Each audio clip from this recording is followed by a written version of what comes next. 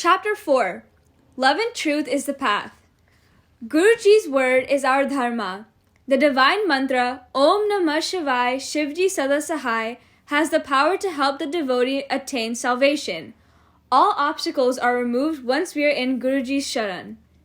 Remembering Guruji, gazing at his photograph, or doing his satsang gives a lot of inner happiness. This is because when you unite with him, your heart overcomes sorrow and is filled with boundless bliss and purity. This is why we need to remember him in all circumstances and all the time. Guruji's divine path is the path of pure love. Like a mother's love, it leads you in the right direction. One does not have to go anywhere in search of Guruji. We can feel his presence everywhere, whenever we choose to unite with him truly. Guruji's love is the greatest treasure.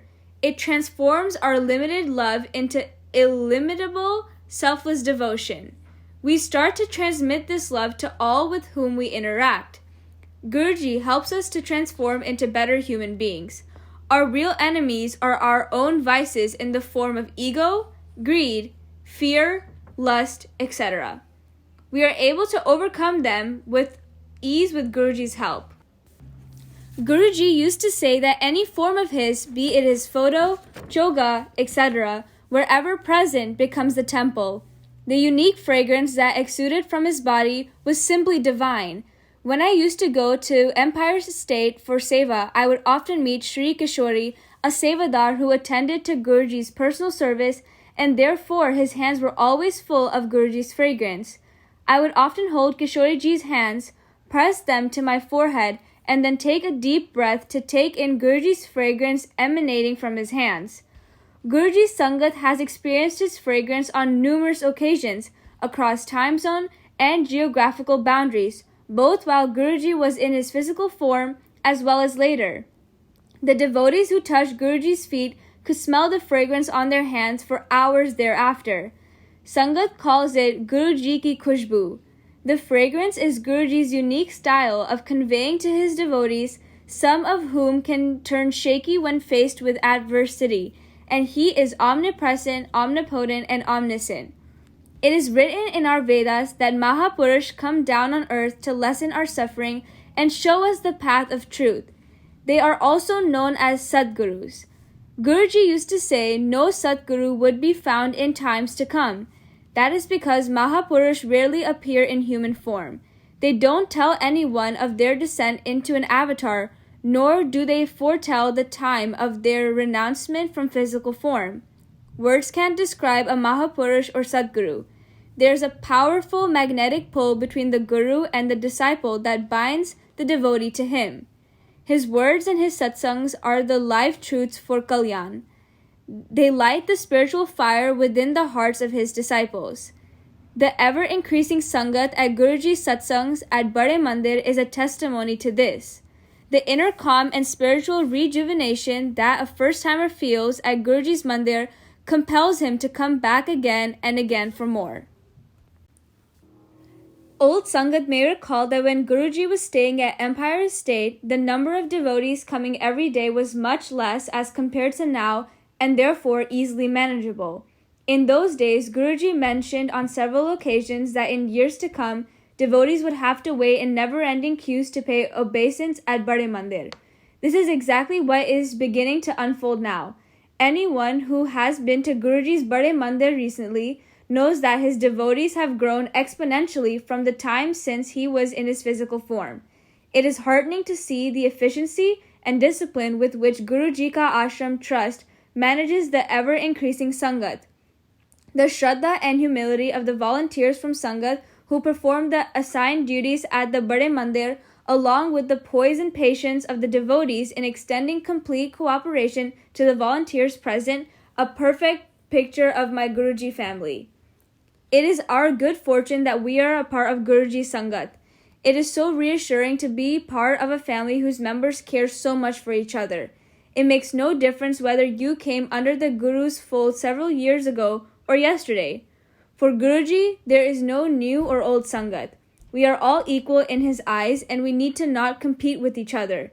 and perhaps to ensure equality, Guruji used to address all men among his Sangat as uncle and all women as auntie.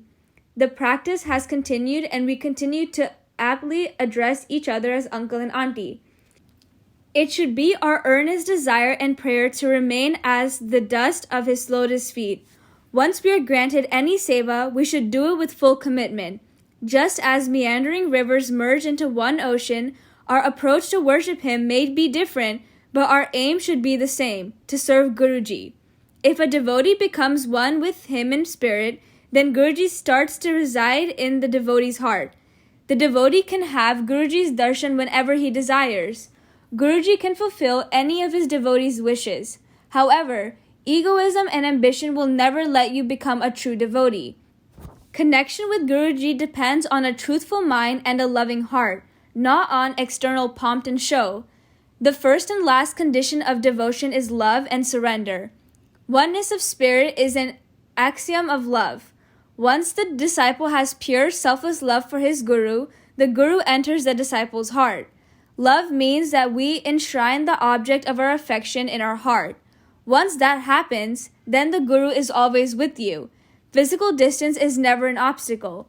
The devotee is a unison with the guru. He need not go anywhere or indulge in rituals. All that he needs to follow is the path of true love. Many people are misled by materialism. Devotees would often ask Guruji to fulfill their materialistic desires. Guruji would remark that no one came to ask him for the real thing. The truth is that when we die, our Atma is going to leave this temporary abode of ours, which is our body. If we choose to be connected with Guruji, he will be with our souls on the return journey to our real home. Your love needs to be unconditional and pure. The Guru loves all beings, especially his Sangat. Out of love, Guruji only gives. He does not take anything from his Sangat. When the devotee turns to Guruji, his life changes forever. His family life becomes peaceful and happy. Worldly success too comes to him. The Sangat must abide by the Guru's command without any ifs and buts. If one is assigned a seva, it must be done selflessly. The devotee's connection with the Guru is supremely important. The company of saints or taking Lord's name alone does not give the assurance of attaining the Lord. This is because the devotee has ignored good karma and his Guru seva. The Guru transforms sorrow into happiness. His love and energy come to your aid every time and help overcome your difficulties with ease. We are human beings. At times, our circumstances are too adverse and they can discourage and overwhelm us. Guruji always helps us, and if we surrender to him, we'll find that our challenging times become more bearable. Whenever I feel constrained by loneliness and despair, I take Guruji's sharan. Guruji is forever with me. He is enshrined in my heart. Guruji has told me that wherever I perceive him, that will be his mandir, and that I need not go hither and thither for his darshan. Guruji and I are one in spirit.